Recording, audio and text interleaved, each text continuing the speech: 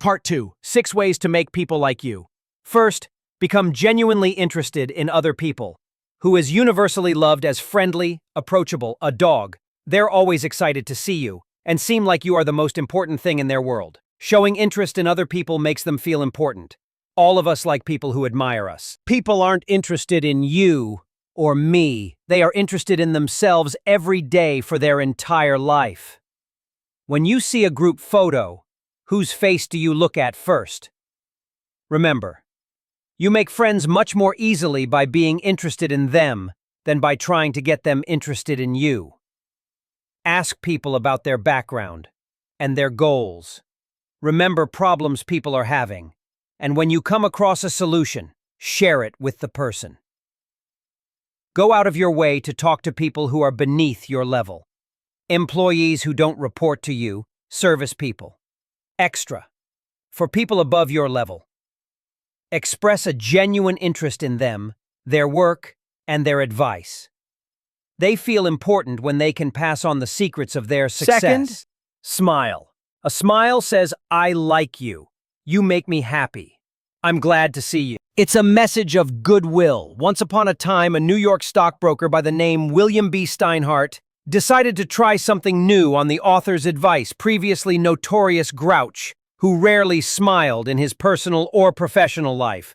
Steinhardt committed to simply smiling more, by giving himself a pep talk in the mirror the morning his experiment began. He began the day by greeting his wife with a smile, then smiling at the doorman of the building, then the cashier at the subway booth, then the traders on the trading floor, and his colleagues in the office. The result, people began smiling back. At home, Steinhardt said, there had been more happiness in the first 2 months of the experiment than in the entire year before it. What's more, he found that at work, complaints and grievances were easier to deal with, winning him more revenue than previously. In short, he was a richer, happier man. As the story shows, a smile can go a long way.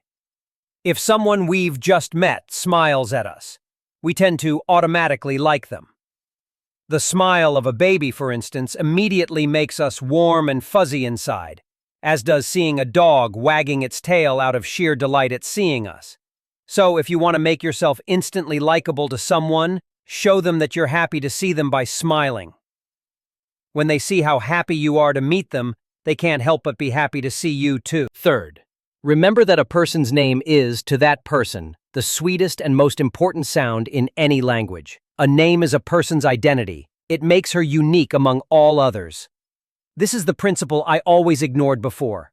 And whenever I met someone new, I would hear his name and after 5 seconds I forget it.